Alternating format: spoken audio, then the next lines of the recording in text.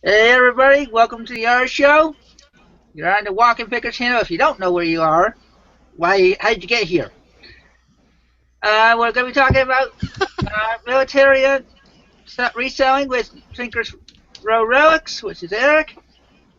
And of course, I have my trusty co-host, Two Codes. So, Eric, actually, John, would you please introduce yourself and then we'll go to Eric? What's up? You obviously know I'm Cool Toads, as he says. You find me here on YouTube, of course, under Cool Toads, as well as on Facebook, Cool Toads. Uh, and yeah, National Resellers Advice, eBay and Amazon on Facebook, and Treasure Hunting with Catherine on Facebook as well. That's me in a nutshell. And Eric? Hey everybody, Tinkers Row Relics, also Tinkers Row Retail. My real name is Eric. I've been doing reselling and collecting and stuff since about 2006. I do have a show on Thursday nights, The Collector's Catacomb, where we talk about collecting, and I run two other forums, the sourcingforum.com and the alliedmilitariaforum.com. I do eBay, Amazon, Antique Booth, Craigslist, and a bunch of other stuff. So just here to talk about reselling and mostly Militaria tonight. Thanks for having me, Chris. Thanks for coming on. I am going to make this announcement right now.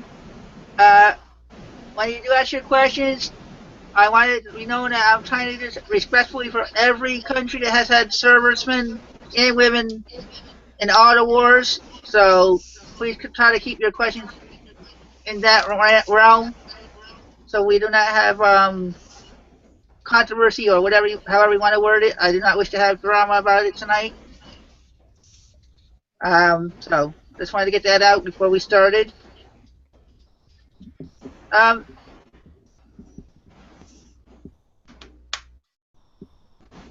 okay. Let's see what Charlotte. Sorry. Okay. All right. What? Sorry, Chris. Guess I should have. Looks like I derailed the show before we started. Huh? All right. Well, what actually got you into the reselling business? And first of all, before I finish that question, thanks for your service. Thanks, Chris. I appreciate that. I mean, really, I've been interested in being an entrepreneur since I was little. My father owned his own business, ran it out of our garage, so that's probably what sparked my interest as far as that went. You know, and I did the typical kid stuff. I delivered newspapers and mowed lawns and shoveled snow because I grew up in Buffalo, New York, so snow shoveling was a big part of the year. But from there, it just grew as I got older, and then when I joined the Army, privates don't make very much money, so I got into storage lockers, and that's really what kicked everything off. I started reselling on Craigslist and eBay mostly. Craigslist was real popular in Seattle. I was stationed out at Fort Lewis, Washington, which is where Craigslist started. So at that time, you know, it hadn't quite spread across the country, but it was just bombarded in Seattle. So it was actually really good business because it was a new marketplace, and you didn't have all the crazies and a lot of the other problems you have now with the no-shows and stuff like that. Everybody was real gung-ho. So Craigslist was really good to me then, and especially buying storage lockers. I get storage locker for, you know, pennies on the dollar, as you know, compared to what they are today. So that did really good, and then from there I got into the Militaria, obviously because of my service, and you know, started collecting that, and then attending estate sales, looking for Militaria, and that kind of got me into dealing with it. So then I started sourcing it myself on eBay and other sites, and running advertisement for it, and started buying and selling Militaria as well on top of everything else, and that sort of pulled me into the antiques and collectibles. So it's all been kind of interconnected since I was a kid, wanting to mow yards and stuff, shovel snow. And how often do you source and where? Well, as far as actually sourcing, I mean, I pretty much source just about every day. I don't always go out and about. I have, I don't know, a couple dozen different saved searches on eBay at least. And so I'm constantly checking those every day for new items that get posted and try to snag them up, especially if they're buy it nows. My employee that works for me, he watches Craigslist in the area for me, and shoots me a text or something like that if something good comes up. So that way I don't have to keep an eye on everything. And then, I'll do a little bit of the online arbitrage, not a whole lot. Most of what I online arbitrage is stuff that I already found before physically, and then I go online and look to see if I can find more of it. So I do that, and then I visit a couple of thrift stores every week. I try to hit the weigh and pay at least once a week. That really gives me those bread and butter items, the stuff that repetitively sells, kitchen appliances and books and things like that. So, and then I also sell at the flea market, or I send my employee to sell usually.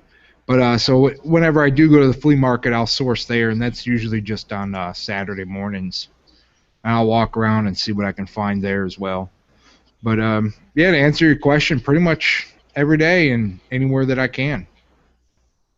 All right. Sean wants to give some shout outs. Alrighty.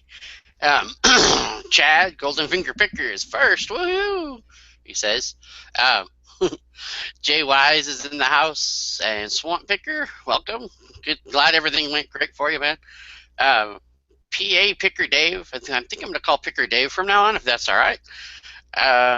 Just sounds easier. And come on. Oh, Texas Auction Picker, Michael Baumberger's in the house. Alabama Pickers, who is number 57th, is in the house. And Joseph Hare, what's up, man? And come on. And then, Wade, of course. Yeah, welcome, Wade. Thanks again for being in the chat. There's some others here. As soon as it moves down, come on. Tyler Dominic, welcome again, man. And I know I saw Angie Martin in there, and Alberto, Jeff Thomas, first time in one of the live, first time in one of these things. Cool, welcome. Oh my God, Dope Hipster is in the house. Hello. And I'm sure I'm missing somebody. No, it looks like I go with Gandalf, of course. What's up, Gandalf? Long time no see.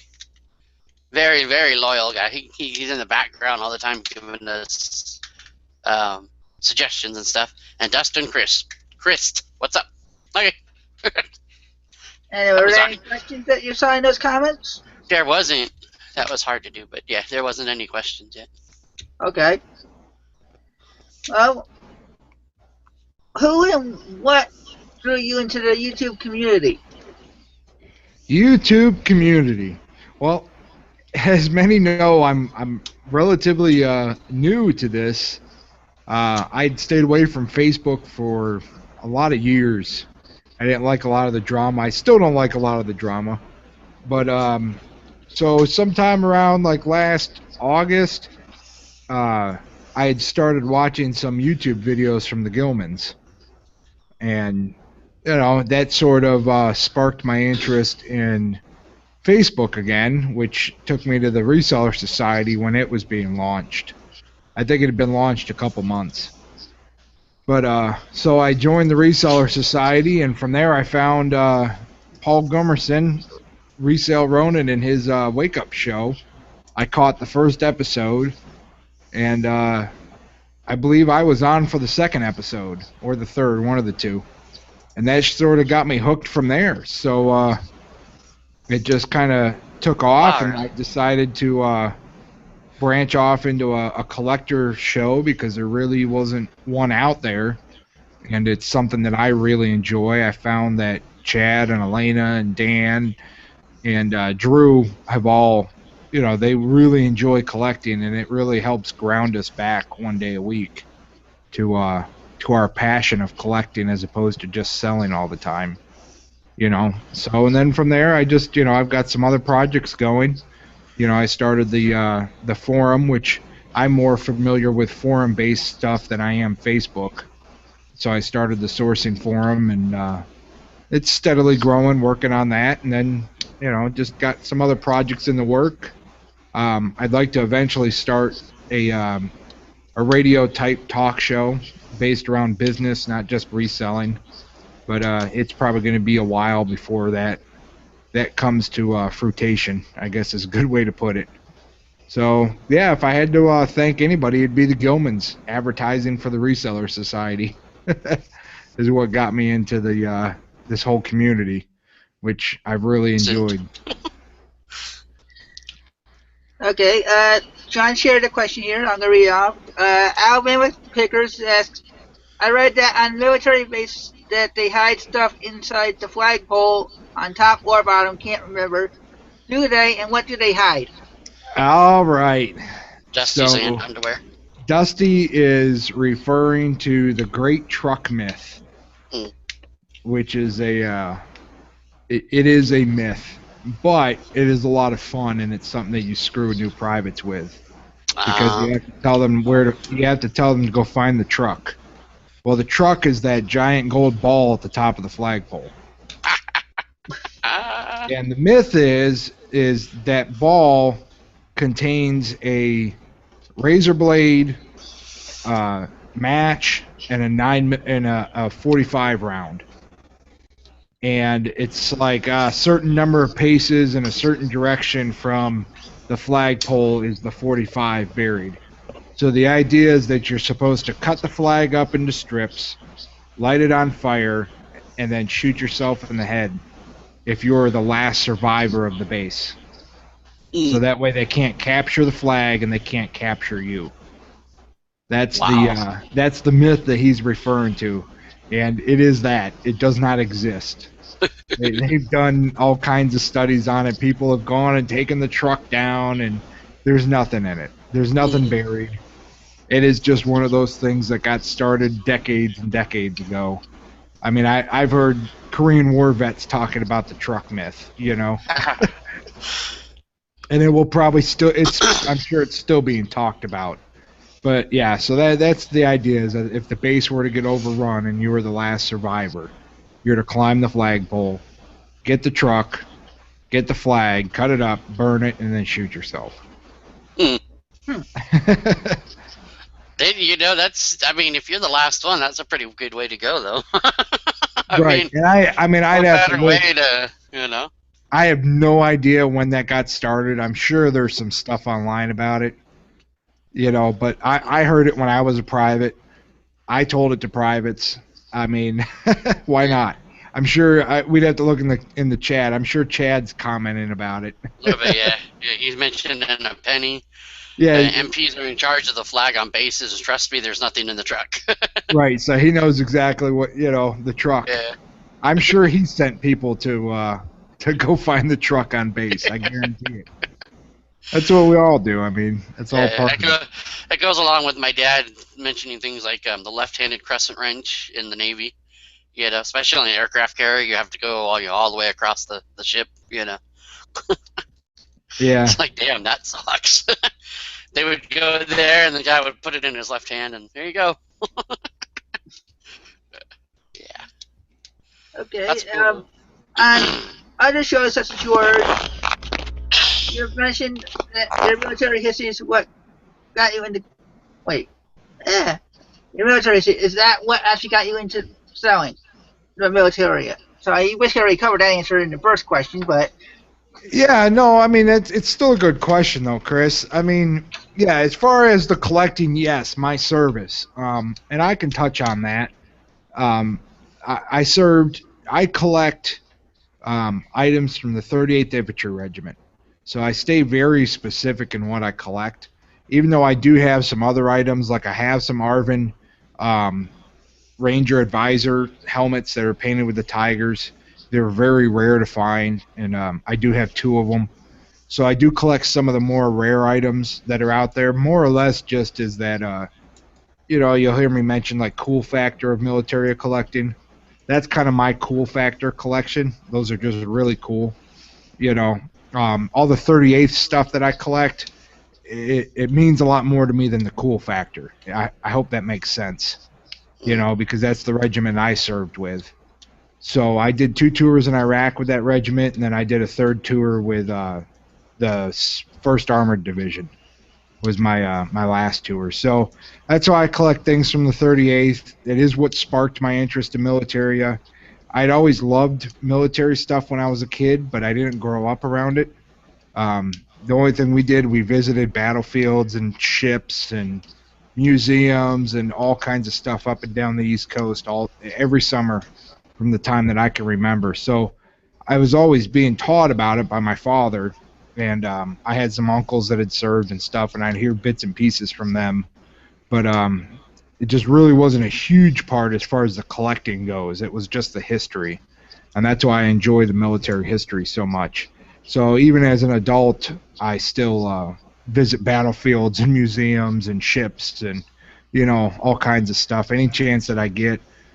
Every base I've been stationed at, I visited every little memorial that they have, every little museum, because every base has some sort of history on it, So, I don't know, and I take my kids and I teach them about the history as well, So, yep, my service is what got me into it, Chris. That got me into the Militaria, anyways. We have another question here from Joseph Hare. When did army badges get made out of silver filled with metal? I found a marksman medal that is silver filled. Silver-filled marksmanship medal is going to be generally from the Vietnam era. That is the transition between sterling silver badges and the pop medal that we see today. I mean, I don't have an exact time, but generally silver-filled. It's going to say 120 on it. The Army used it a little bit. The Air Force used it a lot. Especially in their wings and stuff. There's a lot of silver filled out there. It was just a cheaper way of making the metal still look good.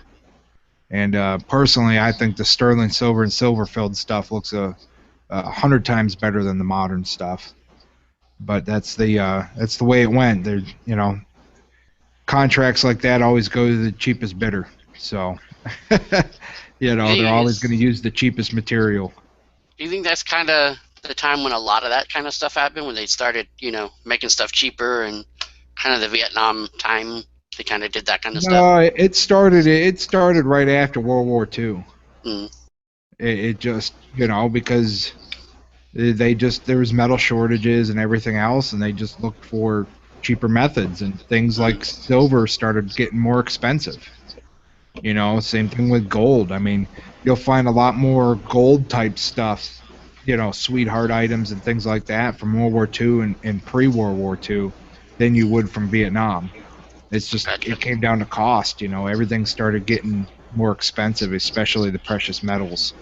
Now today, they still make sterling insignia and stuff, but generally you only find it in high-ranking officer insignia and stuff, like general stars and stuff like that, and they pay a premium to get it. They don't make all the common stuff in sterling anymore. Cool. So, let's see. Angie Martin.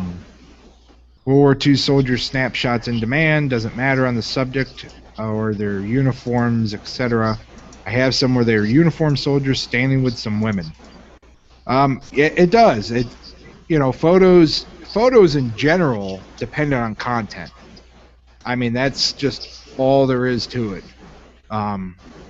If you just have a blank photo and it's 200 years old, it's not worth anything. You got to have content in it. You can always find real common photos. As far as the soldier snapshots, different units are going to demand different amounts. Whether it's a named photo, do you know who's in it, the soldier that's in it, their history can dictate the value on it. But generally their unit is going to be identified by the patch if they've got patches on, and also the medals that they're wearing. Sometimes you get a soldier, even if he's unidentified, but say he's got a distinguished service cross on.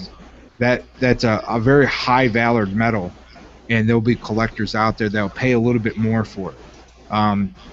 As far as the units go, you can get into some of the oddball stuff, which you'd really have to know what you're looking for, and those can demand big prices. But your more common things is what I've coined the Hollywood units, which is going to be like your 101st, 2nd Armored, 82nd Airborne, the units that have been glorified in Hollywood movies.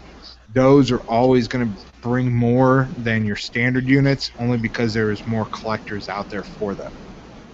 Because Hollywood has glorified them in a good way, so that there's more people out there that collect them. So yeah, your statements are correct in the fact that it's all in what they're wearing and stuff. And also, the other thing that's real popular is candid photos. If you get soldiers in theater, especially in Korea, where they'd be goofing off and doing all kinds of wacky things with weapons or vehicles or hanging upside down in a tent or things like that, that will bring more value just because they're oddballs.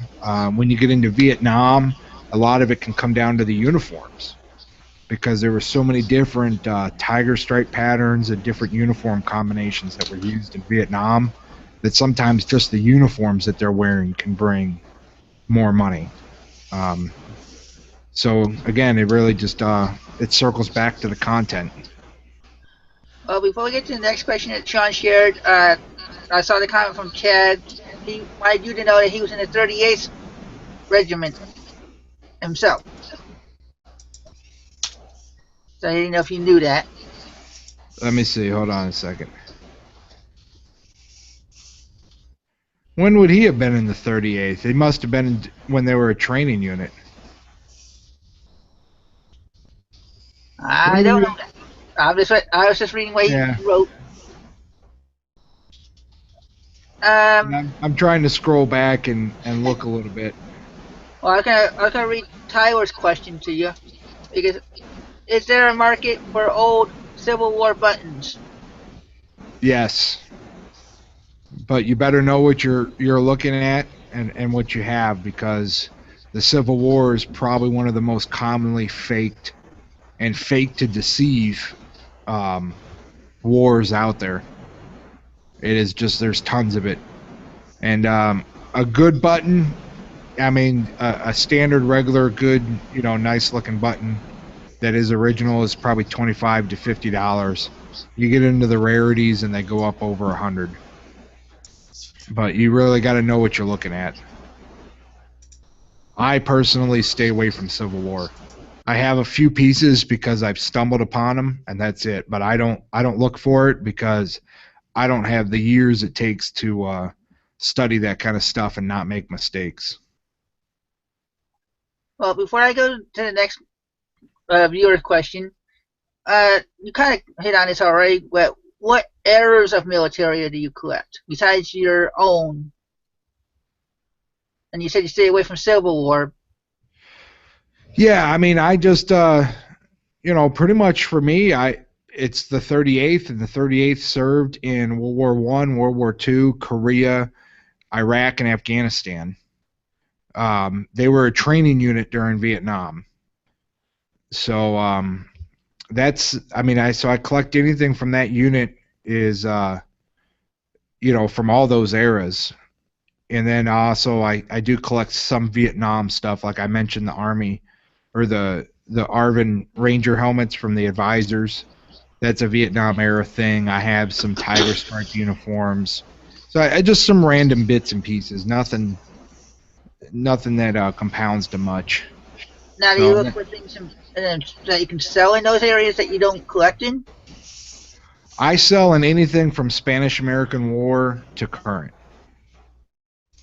I don't go earlier than the Spanish-American War. Okay. So which was 1890s. Then the question from MG Dope Hipster: Non-vintage branch uniform clothing bring the highest ROI.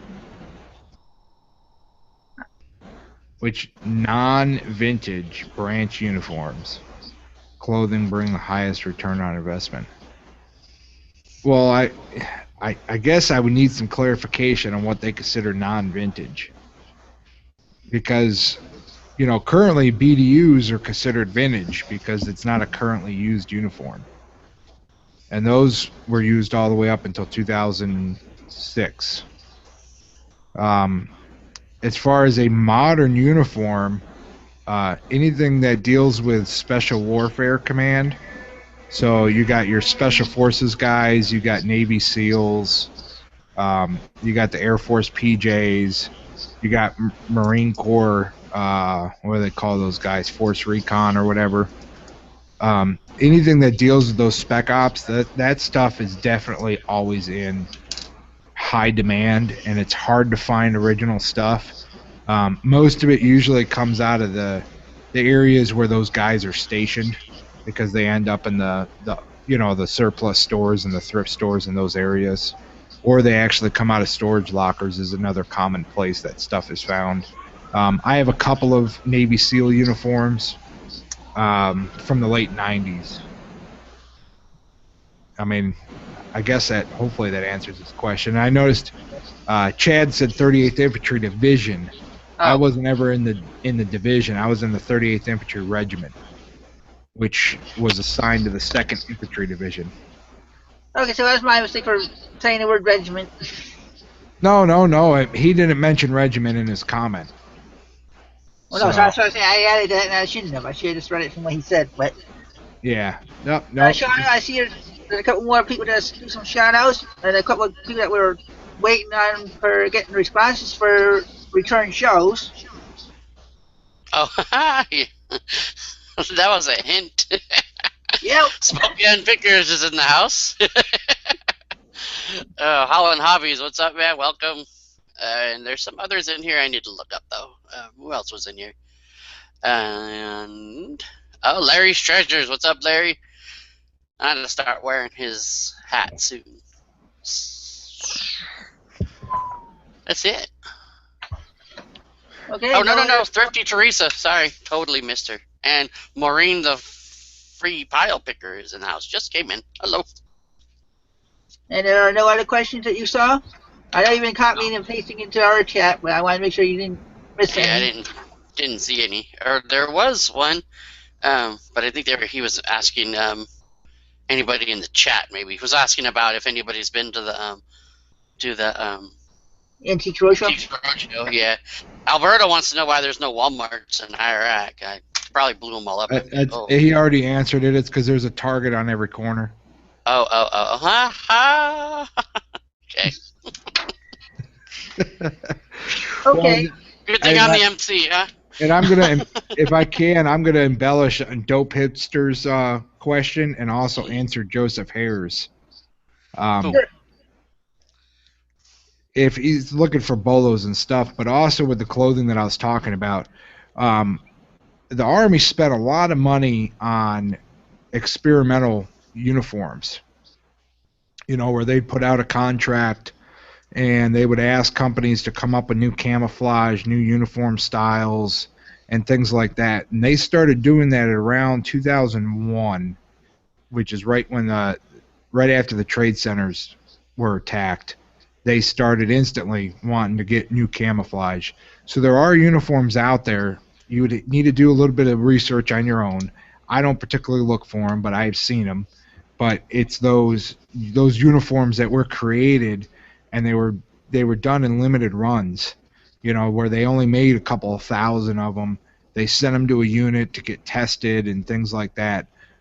Experimental military equipment, all the way back to World War I, there's experimental equipment that's out there, and it is highly sought after, and it's from the modern war, from Iraqi freedom and the Afghanistan war, enduring freedom. There are a bunch of different experimental equipment.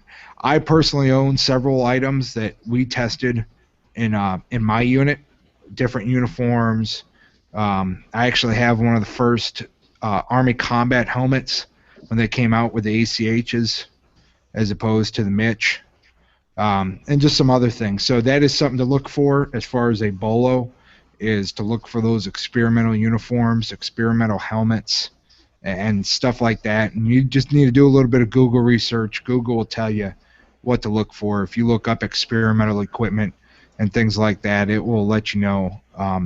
The other thing is soldier modified uniforms. When we deployed to Afghanistan and then Iraq, they were using the same equipment and the same styles that they used in Desert Storm, which was outdated. So things that soldiers started doing was taking the pockets off the bottom of their blouse and sewing them to the shoulders. Because when you put a vest on and when you put your ballistic vest on and you tucked your blouse into your pants, those bottom pockets were no longer accessible. So they started sewing them to their shoulders. Well, when the ACU came out, the pockets were now on the shoulders. They were no longer at the bottom of the uniform. So they made adjustments based on what these soldiers were doing.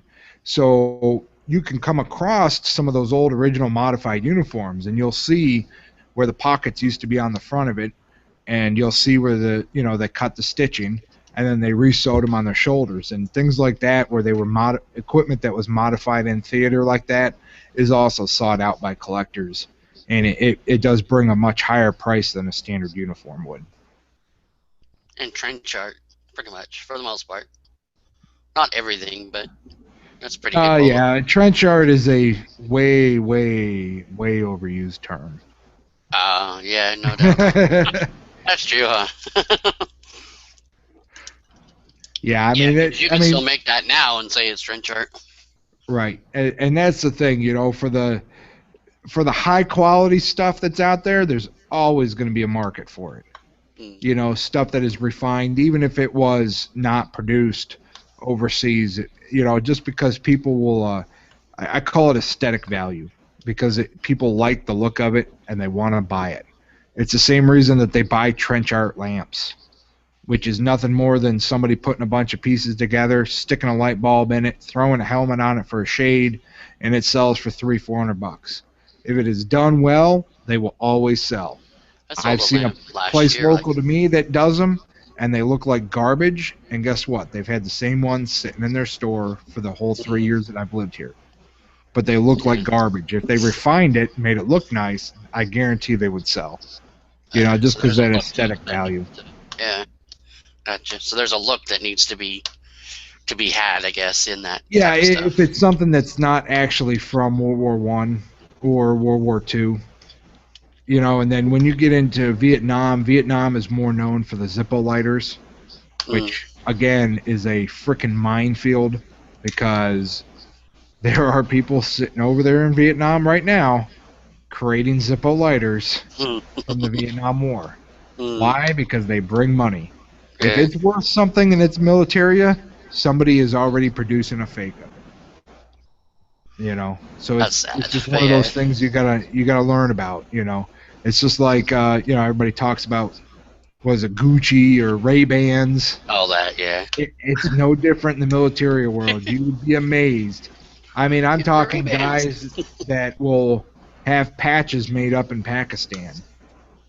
I mean, investing big money. But they bring them to the States, and that patch that cost them $1 to produce, they're selling it for $400. And they'll go through and they'll sell 1,000 of them, saturate the market with fakes, and then move on to the next one. All right, my last quote-unquote personal question is, what is the most, and you can answer this for military items and non-military items, what is the most you've spent on an item to resell? Well, to resell on a single item, I've probably spent, in single item meaning like a small grouping, it would definitely be in the Militaria, because that's where the money can be at. But I'd have to go back and look, but it was probably around $2,500 to $3,000, somewhere in there. As far as a collection, I've spent 5,000 on a collection before. Personally, I've done a lot bigger than that and spent a lot more, but it was not my personal investment. I just brokered it. Wow. And how much So did you actually make on the one that you paid the 3,000 for? 'Cause I'm sure you had at least three I of them. if I remember correctly, in the one I'm thinking of, I think I tripled my money. Hmm. So, and I actually I purchased that from a friend of mine in the UK, and then I sold it here in the States. Anything in the comments, Sean? Before I So move on? Let's see. Jeff Davidson's finally in the house, or finally chatting, or responding. And yeah, uh, he said Chad's from World War One. Joseph Harris said, "I thought it was the Spanish-American War, but since of the timing and everything, I don't know what part of that he was No, referring." I'm pretty sure Chad was around at the founding of the country. Oh, hello. Yeah, that's Chad or Joseph's probably referring to that. Oh man. But, hey, and can I do a quick shout out? I just Yeah, want man. to let Chad know that I'll let him know how much a box of grid squares are as soon as he brings me a case of blinker fluid.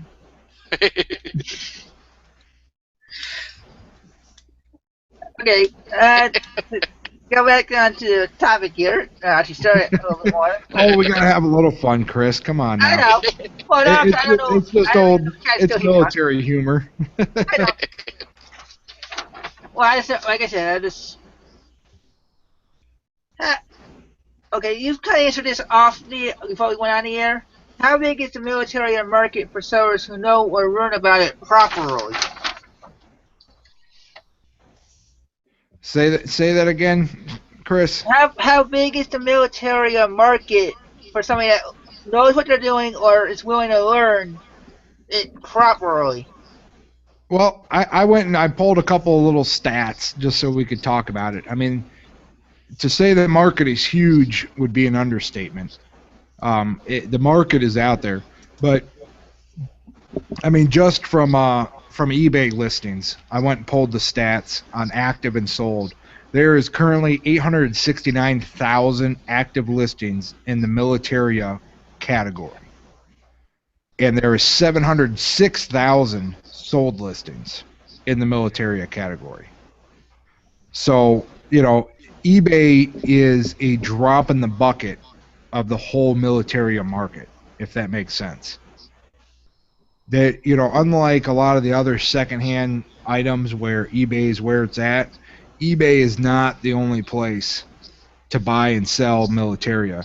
And they're like that show I went to. I meet more people there that do not buy on eBay than I do that do. You know what I mean? There's a whole lot of the market out there that does not do transactions on eBay, and a lot of that is because of eBay's policies. They don't allow a lot of the militaria that's out there to be bought and sold on their site. So it really limits the amount of market. So even with those restrictions, that's still a huge chunk of listings that are out there that are active and sold. From there, I went to the show of shows this weekend in Kentucky, which is put on by the Ohio Valley Military Society. And that particular show has 1,965 tables in it. And it goes on for a couple of days. And I would say there's probably anywhere from 1,000 to 1,200 dealers that occupy those tables, and they have thousands of people a day that come through there. That is just one show that they do. There are shows that are not quite that big. That's the biggest one in this country. There's several shows overseas in Europe and stuff that are larger than that one. But I don't know. I just hope that kind of gives you an idea of the size of the market that's out there. I mean, if you go on and Google Militaria shows, you'd probably see all the ones in your area. And not only that, it's a growing and a dying hobby, if that makes sense. I don't think there's as many younger collectors coming up. not like there used to be, collecting patches, collecting this, collecting that, because it has become a pretty expensive hobby. But at the same time, um, there's a lot of Vietnam veterans that are now getting really deep into the hobby and collecting stuff as they've gotten older. And I'm sure from my generation of the global war on terrorism veterans, in the next decade or two, you'll see the same uptick of guys from guys and gals from my generation getting into the collecting as they get older and retire and things like that. You know what I mean? Just because it is a little bit more of an expensive hobby, so you got to have some more money to play with, and most people in their 20s don't spend thousands of dollars a year on their hobby. Okay. Anybody popping in trying to? We haven't shouted out yet. Yeah. Oh, that's right. John Bradley. He just can't. He just asked. He didn't ask a question, but he said he has an old Vietnam shirt that he got from an estate sale recently. Has ribbons and patches, etc. And the unit is wolfhounds. More of a Hey, statement that's than great, anything. John. You Yeah. could either go over to the collector's catacomb and post it up, and I'll identify everything on it for you. I don't really talk about value on there much, but the other thing is you could shoot me a message on Facebook and send me the pictures that way, and I'll let you know what's on there. And let me know what you want to do with it. If you just want a value so you can go off and sell it, or if you want to, sell it to me, I'm more than open to make purchases. So, because I'm on a reselling show this week, so. But yeah, I mean, I'll tell you everything about it. I got no problem with that. I'll identify the ribbons and whatnot, so you know what you got. Okay. My next question is now more of our talk was about our country. Are there any countries that forbid the resale of their military items out there? All right. So the only item I know that is forbidden by the country that has it is the Medal of Honor, which is by our own country. Which, my personal opinion, I don't agree with it. As a collector, I do not like it. The reason being that I've got no problem with people outside of our nation collecting U.S. militaria, but it is not illegal outside of the United States to own a Medal of Honor. It's not illegal to sell it, and it's not illegal to buy it.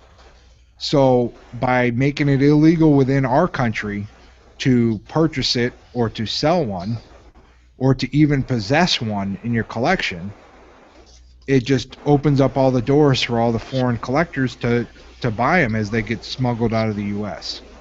So there are more American named Medal of Honors in collections outside the United States than there are in the U.S. And that's just my opinion on that law. I know it might be controversial to some, but yeah, we are the only country that forbids our citizens from owning their Medal of Honor. Every other country out there, their citizens can own the highest valor decoration from their services. So now the only other banned militaria that I know of is Germany has made anything Third Reich or Nazi illegal in their country. And it's been that way since the war. So that's the only other country that I know of. I mean, there might be some others out there. I don't really study up on it, but that's the big one because you can get in trouble for sending stuff to Germany. Okay. Now on your comment about the Medal of Honor, if you were to find one, what would you do with it? Who would you have to return it to, or You wouldn't find one. well, I'm saying, what if but yeah, Sean found a medal a while back. Right. No, now legally, Dead, so I'm saying you never know. Somebody might not even know they had a Medal of Honor medal. Yeah, I mean, pretty much for the most part, the locations are known. I mean, there's still a bunch out there. I mean, there really are, but it would be pretty doubtful for you to stumble upon one. If you did, how do I say this? I don't want to get too controversial. I would find me personally, I would find a collector outside the United States for it. The reason being that otherwise it's going to end up in the basement of some museum or some society that can legally possess them, never to be seen again. And I know of several firsthand that are in basements and museums. And the only way you can see them is the images that are out there of those medals. But the medals are not available for public view. So that's my problem with it, is collectors put it on display for their friends, their family. People get to read it and see it and enjoy the history. You know what I mean? Putting it in the basement of a museum, nobody sees it again. The legal thing to do would be to turn it over to the FBI. They're the ones charged with enforcing that law. Okay. So if anybody finds a Medal of Honor, turn it in to the FBI. Or shoot me a message on Facebook. Yeah. So it can be in his basement. No, I don't own any, but I know where it can go. You do get to know people in this hobby, and you just, there's things that you do to try to preserve the history. It's just my mentality with it is preserving history is not putting it in the basement. Well, now, if anything happens, at least I legally said return it to the FBI. I can't get in trouble for anybody doing it. Well, and the truth be told, they're not gonna come after you unless somebody makes a report. And, I mean, I've seen it happen because there are unnamed medals that are out there. His Lordship Enterprises sold a bunch in the 90s out the back door. They actually lost their contract and got fined a whole lot of money for it. And they do pursue tips on the locations of those medals that were sold, because the technicality that they go off of is that it was the property of the United States government. It was not the property of His Lordship Enterprises. So therefore, the government considers those unnamed medals that have HLP hallmarks on it to be stolen property of the government. Does that make sense? Yeah. Yes, it does. So, see, for me, I would definitely like find like Eric or somebody that I knew would have a better connection. Yeah. Yeah, and that's just it. I mean, but I like preserving the history too, so that's kind of where I would. And it's a very extreme gray area. Yeah. But there's been nobody that I know of that's been prosecuted for it. I know of medals that have been seized and things like that, but I've never heard of somebody actually paying a fine or being prosecuted. And you got to remember, that law only went into effect in the 70s. Prior to the 70s, it was completely legal to own. So there are medals that were purchased legally, if they're named, and they are in private collections. As long as they were done before that law, there's nothing the government can do about it. Gotcha. And if the medal is gifted to somebody by the recipient, there's nothing the government can do about it. Because there was a story a couple years ago where a recipient needed some money, and he put his box, which is the only piece of the Medal of Honor. You can't own the medal, you can't own the suspension ribbon, you can't own the rosette, and you can't own the ribbon itself. But you can own the presentation box. It is not covered by the law. So he put the presentation box in an auction in New York City and sold the presentation box. And he gifted the medal and everything else to the winner of the auction. So it was the only way to legally transfer ownership of the medal, because everything else was gifted. So just little tidbits. You know, it's a very, like I said, it's a very gray area law, because you have the National Medal of Honor Society versus the collectors is the problem. Okay, John Bradley asks, what about the Silver Star medal? Can that be sold? The Medal of Honor is the only one. That is the only one that is protected by a federal law. Every other medal can be sold. Even though it can't be sold on eBay, you can still legally sell it, ship it, do whatever. You know what I mean? There is no laws protecting that. And Alabama kicked ass, so it's not illegal to own a Medal of Honor, but to buy and sell one. Correct. If it has been gifted to you by the recipient, it is not illegal to own. So it has to be given to you by the recipient. Now, the recipient's next of kin, their spouse or their children, can legally, inherit it, but they cannot legally gift it to anybody. It can only be inherited or gifted by the recipient. So, and that's after that law went into effect. What are you doing? Okay, apparently people thought Jeff was going to be on our show. Yeah. The viewers put him on the show for a minute. Okay, my next question that I have: what items do most collectors look for that resellers can keep their eyes out for that someone at a flea market or yard sale may not be aware of having? Well, the biggest thing I could say is you need to study this if you want to make this your niche, whatever people call it.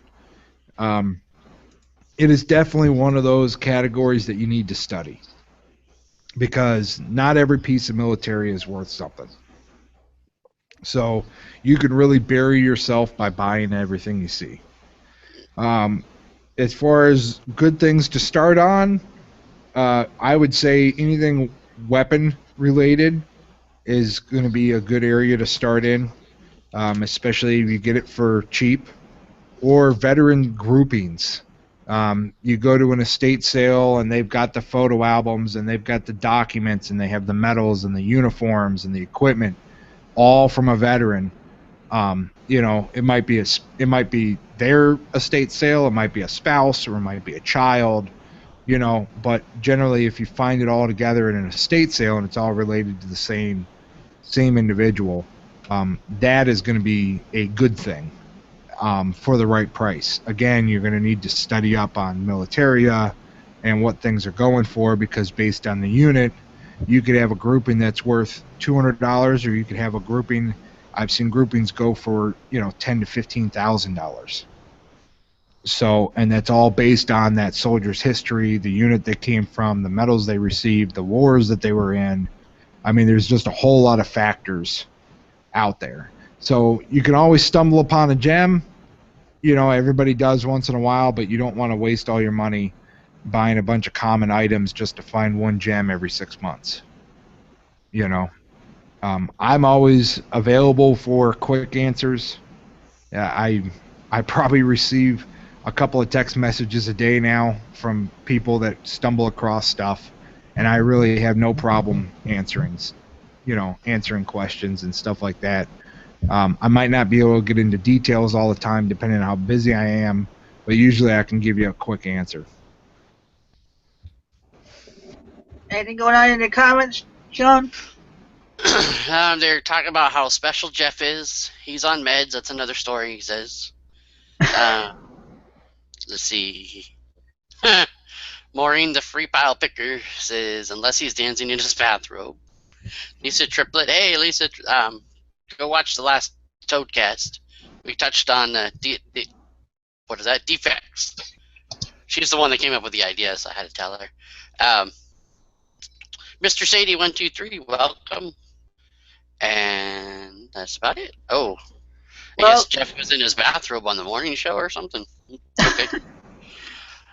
Well, Eric had to step away for a second, so I want to thank all 30 plus viewers that we've had. We've been jumping between 25 and 40 viewers through the show. Nice. Please get more of your questions in for when he returns. I didn't have that many because I figured there would be a lot of questions coming from the viewers tonight, because there's usually a lot on his show when he does his topics. So I wanted to get viewers a chance to get their questions in. Cool. So, yeah, definitely. The Spokane Pickers, well, probably just H is going to be on the 15th. He says. I'm Oh, hoping that doesn't then I gotta change that with somebody that else. conflicts. Okay, Yeah. sorry. I was going to say I was thinking that conflicted with somebody, but It does. I'll talk to the other person first. I'll see. all right. Sorry, H. Well, he had asked, and then I said I think it was the 15th or the 20 whatever second, and he said the 15th works for him, and I was like okay, and I was like oh man. Okay, So, well, yeah. I'll talk to Dino Dump. 'Cause that's who was supposed to that got permission from his wife to come on to do about shipping. Well, do like half and half or something even. All right, I'm I'll back. figure Sorry about something out. that. Cool. If can I ask a question, sort of? Sure. Is that cool? Yeah. Dave Bukoff. Anyway, I went picking with him this weekend or yesterday, and we saw a Springfield bayonet, and I had mentioned that a little bit before the show. Now, is there I mean, I'm assuming they probably faked those. Is there a foolproof way to know, for sure that those, whether it's possibly real or is real or definitely fake, or, I mean, if it's a bad fake, of course you're going to be able to tell. I mean, but, yeah, I mean, if it's got a made in China sticker on it, Sean. yeah. Damn. And I mean, we laugh about that, but I think I mentioned it the other night or something like that. That I was at a thrift store, in a little antique store that I stopped at on the way to the show. Yeah, and she was showing me all this mid-century modern pottery. Well, half the pieces when I turned them over to check them out, you could see the residue from where the Made in China sticker was. Oh shit! Because it's a distinct outline. You know what I mean? Like the little curved with the flat sides. You know what I mean? Yeah. But everything. Oh, it was one of those stores where everything had just got put out. She just got everything last week, and it's all really old and expensive. Oh man. You know what I mean? So, but that's crazy. Yeah. So I mean, yeah. Of course, they the problem with bayonets is not more or less fakes, but put-togethers, where they've taken good parts from multiple bayonets and put them together to make one. But Gotcha. the only time you're going to run into that, I mean, a standard Springfield bayonet is not a rare item. You'll get into rare models and things like that, but again, you're just going to need to know what it is. You know what I mean? Okay. So, but yeah, I mean, that's again, shoot me a picture, Sean. If you're out and you see something, and shoot me pictures. I don't mind responding real quick. Cool. A lot of times, especially if I know you're out looking for resale type stuff, I'll respond to people yay or nay. I might not have time to get into the details of why I say nay. Yeah. You know what I mean. But generally, I could tell you right off the bat. If it's a completely stripped down, second lieutenant uniform from Vietnam, and it's $15, I'm going to tell you no. Yeah. You know what I mean?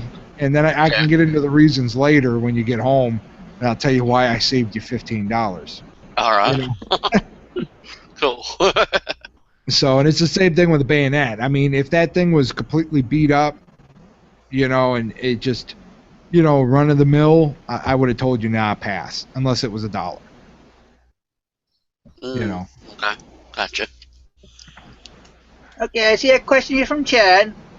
I don't know how far you're going to want to get into this, but what do you think about the fake wannabe soldiers that impersonate soldiers who never even served? 2 in the chest, 1 in the head. Yeah.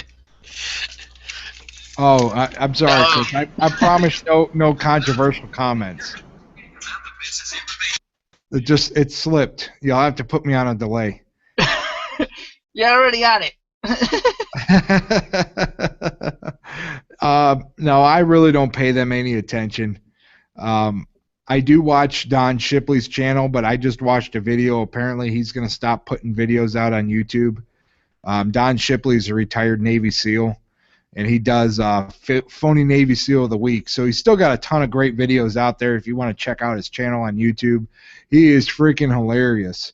But he switched over to a paid site because he's having a lot of problems with YouTube, with copyrights and people complaining, because he really does out people. I mean, he's outed everything from TV reporters on down for being fake Navy SEALs.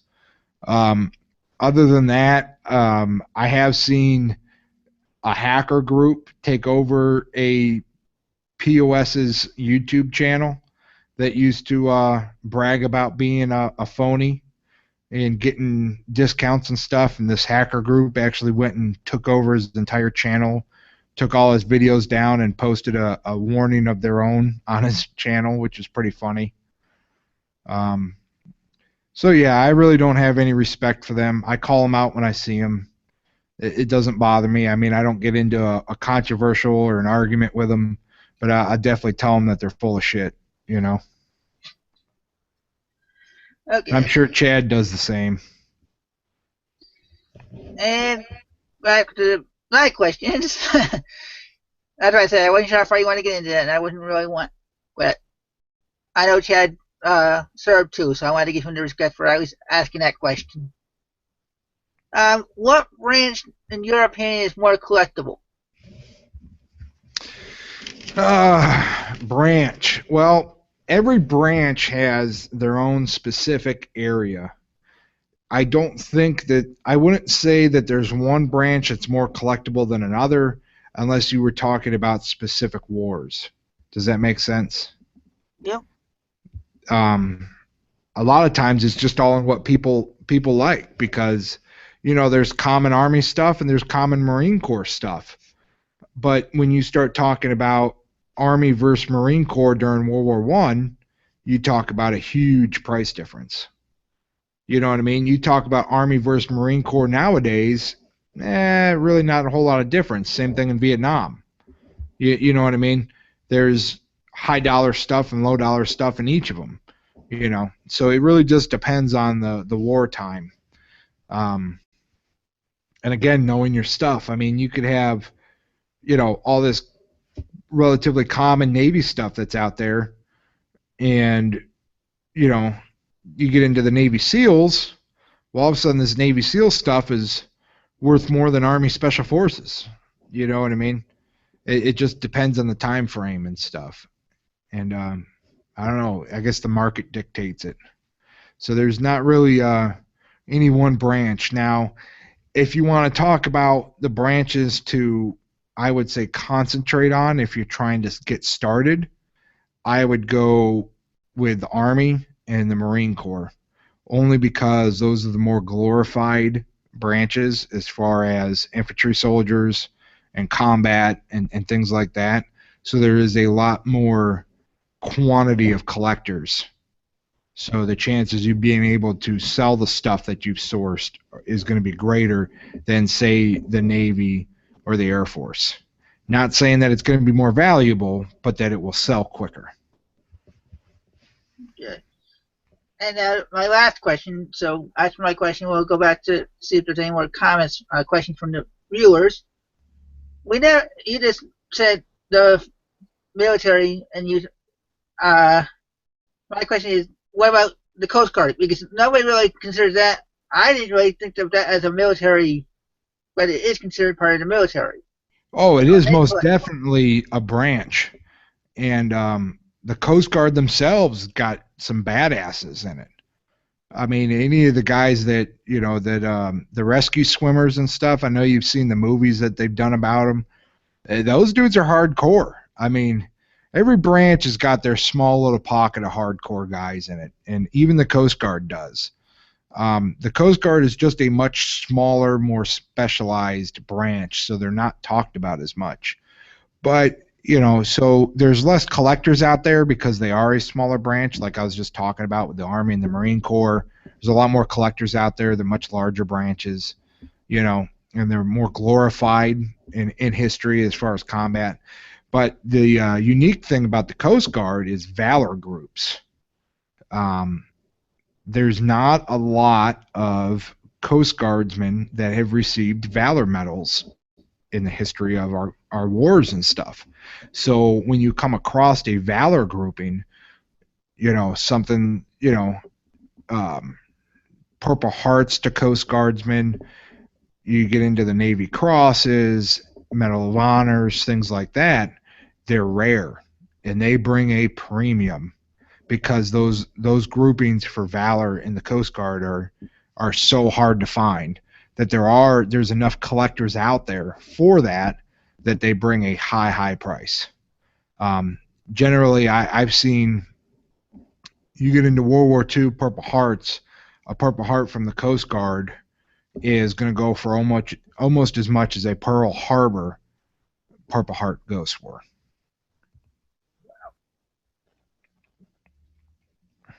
Okay. Anything going on in the comments, Sean? Since we'll close out the show with more questions, since I'm already got another whole 50 something or 40 minutes, whatever it is. Because if there's not too many questions, I might shut this down a little early. Sorry, forgot I was on mute. Jeff Davidson says Marine Corps, of course, is the most collectible. Yeah. Mr. Sadie says special ops can do well, depends like everything else.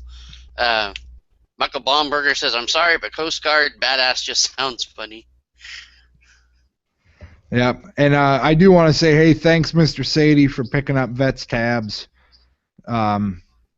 If you've been fooled, they're the ones that got to sleep with that at night. But I've definitely had my tab picked up before, and it's a cool feeling. So I definitely appreciate that, and I'm sure other veterans do. And yeah, Spec Ops in any branch does well, but there's common items just like anything else. And he is correct in the higher the rank usually means bigger money. That's especially true if you stick to combat MOSs, guys that did a lot. If you've got a support 4-star general uniform, it's still cool and it's going to be worth more than some random captain or something, but it's not going to bring the premium of an infantry 4-star. Yeah, I'm not seeing any more questions, so. Well, John Riley says he picked up the Boat Sailor's Manual, dated 1886, with cool illustrations and plates. Oh, that's cool. That's a little earlier than what I normally deal as far as Militaria, but from a ephemera paper standpoint, depending on what the illustrations and the plates are of, would determine. I would say that would probably be one of those items that, unless it's in a pristine condition, would probably do better taking the plates apart. Really, it comes down to content, just like a photograph. Some of those etchings and plates and stuff are worth a lot of money, and some of them aren't. I mean, I have illustrations from early 1800s that aren't worth $2. There's just no buyers out there for them, I don't see any other new comments, Sean? Nope. Well, maybe we start talking about what's coming up and give them some time. Starting next week, I'm going to have Rebecca Fox on again. She will be on for about yard sales again, since the yard sale season, unless you're in California or Florida, it's going to be hopefully starting up in March, maybe early April. So we're going to be talking about how to set up if you're going to have one, and how the best way to go picking through one. Like she commented last time she was on, she likes it nice and neat as a seller, but as a buyer, she'd rather have this the yard sale be all messed up. So, and the 15th, depending on how if I work it out, well, it said he can go for the 22nd. So on the 15th, we will have Dino Dump, aka Matt. He's a new YouTuber. For shipping, he's to be shipping arts and stuff like that for the past 7 years for his other work. So I invited him to be on for a shipping show with everybody that's going to ask him all these questions in the groups.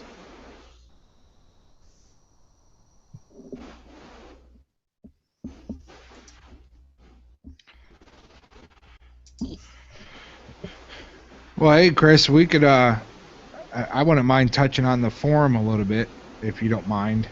Go ahead. I didn't really give I gave you time to, but I mean I didn't give you a lot of time to just hit on it once. You didn't really plug it, so. Yeah, well, I just want to talk about it a little bit. I mean, we are getting off to a slow start, but it is out there. I'm not trying to abandon Facebook, even though I wish Facebook would disappear someday. But that's my personal opinion. I like the groups, and I mean, it really has. I do have the Reseller Society to thank for dragging me into this wonderful world of YouTube. And but I've gotten to meet a lot of great people for it. But I'm way more comfortable in a forum atmosphere, and I like forums because you can catalog and archive great information and delete the crap that gets posted. Whereas Facebook, it's a little bit harder to control those kind of things. So that is why I started the sourcingforum.com.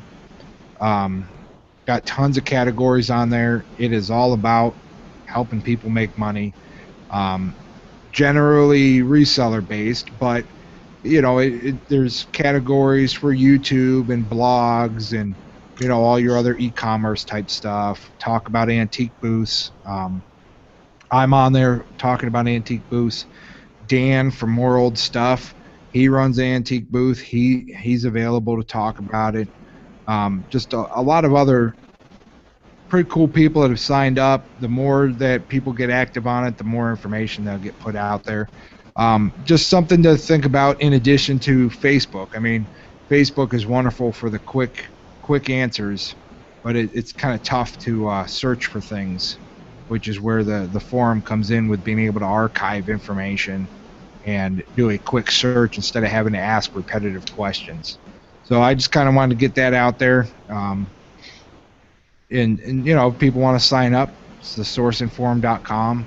Great thing.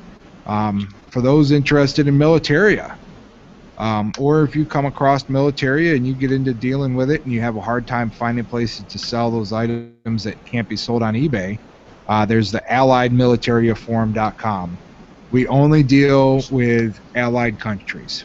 The gray area of that is we do have a big Cold War section. I have a lot of moderators and stuff that are Cold War veterans.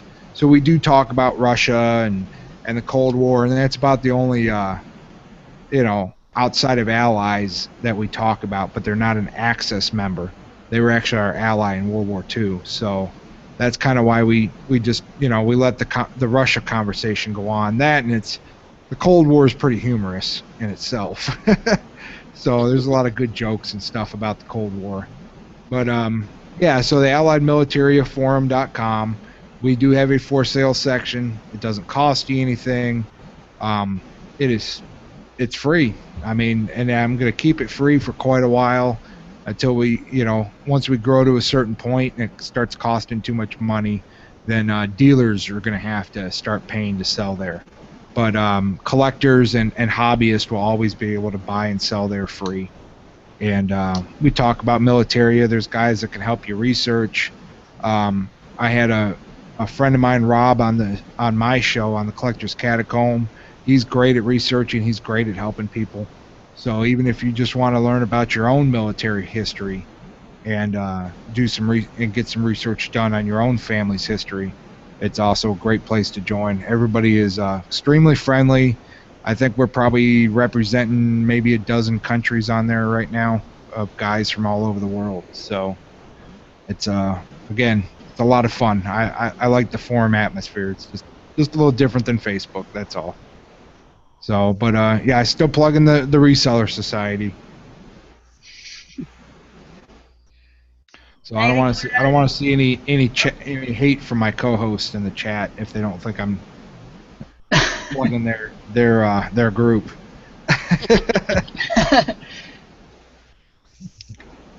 Anything else in the comments, Chad? Sean, I noticed Chad called Rebecca his nickname. Hey, for Debbie her. Gibson. Yeah. Yep. Yeah. Not really. Mr. Sadie was just saying why he doesn't have a Facebook. Sometimes I do wish Facebook was not invented. Yeah.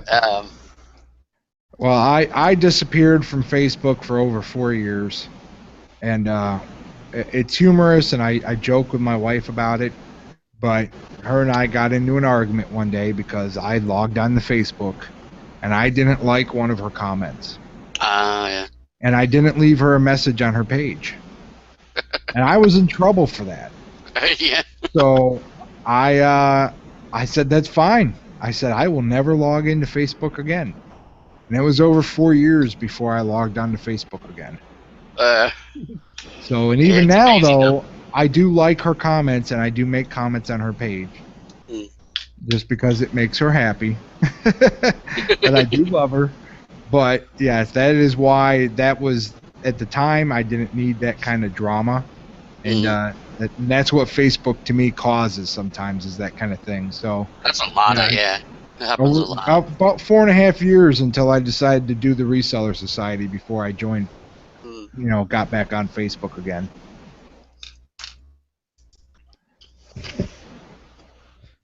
Oh, let's see. So what's your topic going to be for Friday, Sean? Friday. I have nothing as usual. I have nothing set up, nothing planned, nothing. Except, I mean, as always, Toadcast at 5 o'clock Pacific. And I don't think Chad has anything planned yet for the meet and greet. Probably not. Hey, I'm trying to at least get everybody's plug in before I try to close it, since they're not asking questions anymore.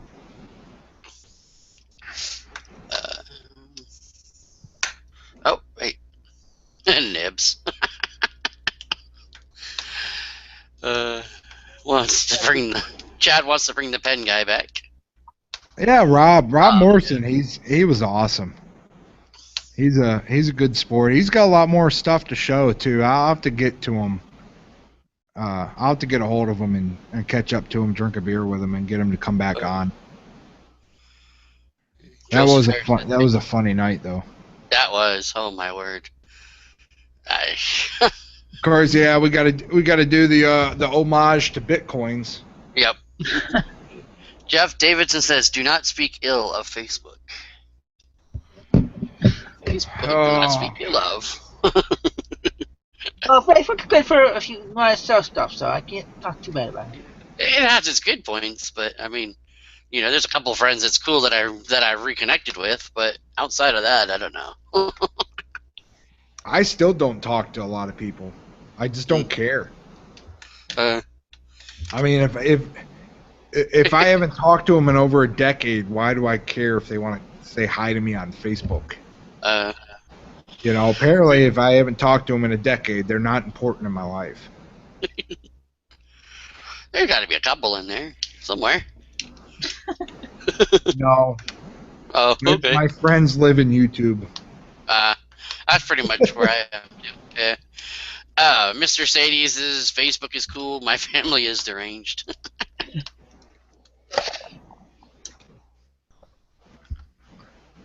Yeah. Jeff says only one topic a month on the Toadcast. Well, I guess what, you had 2 last month, so you gotta have 2 this month. Oh, okay.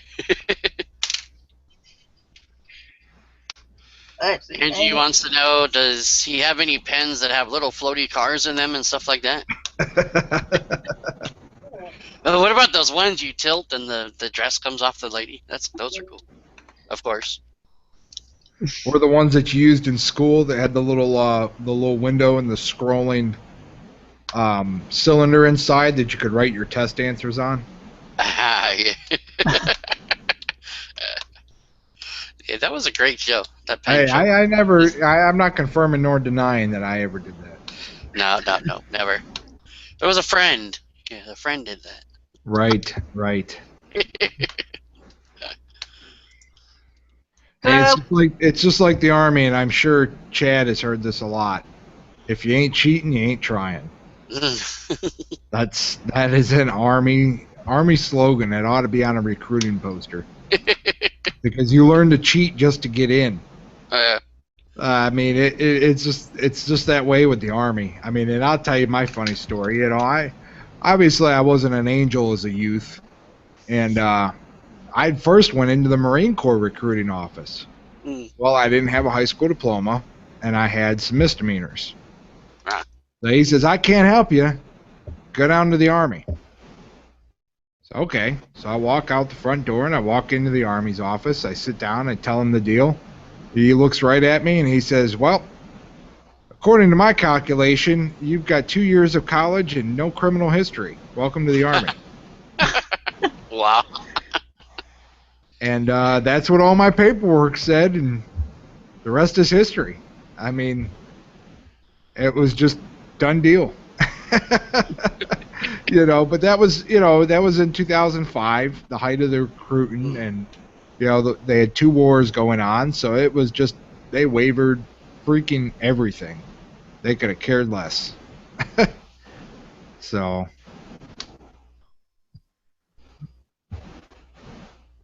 let's see. I'm not seeing anything else but the topic. No, I mean, everybody says they like the pen show. Then Angie says she liked the vintage photo show.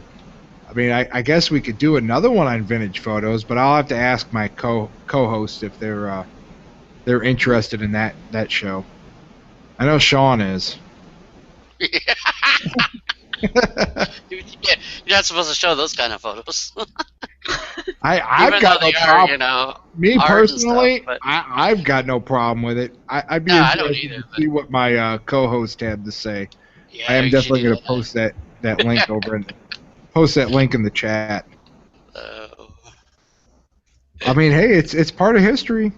It is, yeah. That it is. Funny. I mean, if I haven't pissed enough people off yet, we'll just add to the pile. Keep working. Well, if there are no other questions, I guess they will shut this down a little bit. Earlier, I purposely didn't, like I said earlier, didn't plan on too many questions. I was figuring with all the questions you were getting in the catacomb and everything else, we would have more viewers with more questions, but just my plan didn't. Yeah, well, and you know, anybody that wants to learn about Tiki, the Collector's Catacomb on Thursday, I've got Jason T. Smith from Spike TV's Thrift Hunters, and also Thrifting with the Boys Facebook group. He's going to be talking about his Tiki and rum collection, and we're going to learn how to make a proper Mai Tai. So that should be a really good show. That's on Thursday at 9:30 East Coast time. Over on my channel, if you've seen me over in the chat, you can click on it, and that will lead you to my YouTube. But yeah, he should be. That'll be an entertaining show. Then John wants to know how long I was in the Army. If you go back, if you want to know a lot about my history, John, you can go back and check out Cool Toad's serious show that we did. I don't remember which one it was. Sean probably remembers. What Sarah's went through? Yeah. Passos or whatever it was. Yeah. But I spent 8 years in the Army, in the infantry. I deployed 3 times, and I was medically retired in 2013. That's the gist of my service. Cool. Police items can be very collectible. That came out awfully horrible. Sorry. Like, oh, cool, okay, yeah, whatever. No, not what I meant, but. Joseph Harris saying vintage toys, G.I. Joe, He-Man, Transformers. That'd be a good show. Yeah. Well, and Angie said scouting items. Yeah, we can get into scouting on the catacomb for sure. I have a bunch of scouting items, and I know somebody else that's got some scouting items. I don't think he's got a webcam because I already invited him on to talk Militaria, but he doesn't have a webcam. That's been my biggest battle with my show is I know all these great collectors and whatnot, and they don't have webcams. They're lucky to have computers. Yeah. Well, see, as long as you have a microphone, you can have them just not show their face and they can talk. Yeah, I mean, it's but like you said, they're lucky to have computers, so they might not even have that. It's like that's been the tough thing because like I got my one buddy. He's actually an instructor at the Sergeant Major's Academy in El Paso, and again, he doesn't have a webcam, but he's a collector. He would have been great, but he's also got a bunch of Boy Scout stuff. But maybe I'll have to start buying webcams and shipping them out to people. Yeah, but you have to buy a computer to go with that webcam. Well, hopefully most of them I know have a computer. It's just they don't have anything beyond that. They don't have a mic. They don't have a webcam. Actually, it would make sense if they're on the forum and stuff. So the forums. Right? Yeah. I mean, a lot of them are forum guys, and the collectors that I do know that have webcams and stuff, they're in the UK, and I haven't been able to convince one to stay up late enough yet. Yeah. I've done video chats with them. They're hilarious dudes. It's really late to do. So what I might do with some of those people I just haven't had a chance to yet is just sort of more or less do like a 30-45 minute interview with them on their time schedule and then just post it to the channel. So, because definitely our of all the other services out there, our Brit friends are the ones I like to. I collect a little bit of their stuff, not a whole lot of it, just pieces I come across. But they're definitely one of our closest allies. Well, I noticed Mr. CD123 came in late, so he's asking. And we covered this earlier, but he's asking you, what do you mostly sell? What do I mostly sell as far as Militaria or everything else? Probably, well, you can just answer both if you want. If it's worth money, I sell it. I'm one of those people that don't really have a whole lot of morals when it comes to what I'll buy and sell. I hope that makes sense. But yeah, I do, paper and photos, and then I got into the whole, parting out kitchen appliances, and I do vintage kids toys, I do modern kids toys.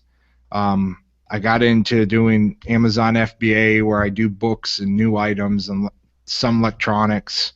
So it's definitely a wide variety of things that I sell. Andy's talking about Boy Scout stuff that her and her brother and dad had. Something that you might want to do for your show too. Oh yeah, well, and I bought all kinds of multi-generation stuff, scouting collections and stuff. There's some good money in scout stuff. Especially you get into the stuff from the 30s and stuff. In the 20s, there's some real good money in that stuff. So Wade says he's got some stuff from his kid days. Yeah, it just depends on what it is. Post it up over on the catacomb, Wade, and then shoot me a message. So. And he says answering Dusty's question, even though I know Dusty knows who would. Yeah, he's just being. Yeah, Dusty's trying to be funny. He must have taken an extra pill. Just stay off the ice. I also know why he's doing it, because there's some people that don't necessarily care for decent.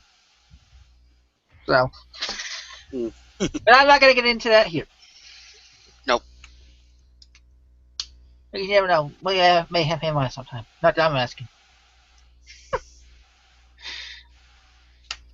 So, let's see. Anything else? No, I'm happy to report we only have the 5 haters from the start, so it must have been trolls. Yeah. Or maybe, they got We didn't tired of pick up waiting. any on the way.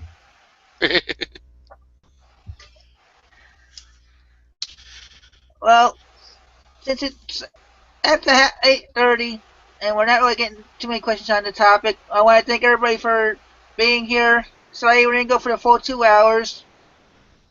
Like I said, next week we will have Rebecca Fox on talking about yard sales for the upcoming season. Sean, you want to promote anything besides Toadcast Friday night?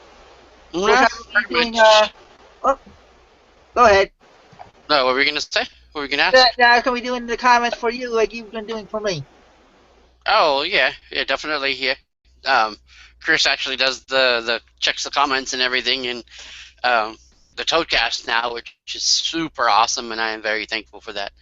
Definitely helps a lot. Yeah, 5 p.m. Pacific.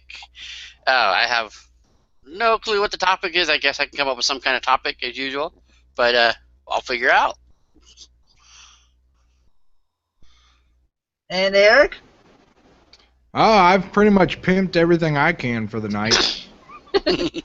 I definitely want to throw Paul's show out there. The Reseller Wake Up, and the Green Room I think is on Tuesday nights.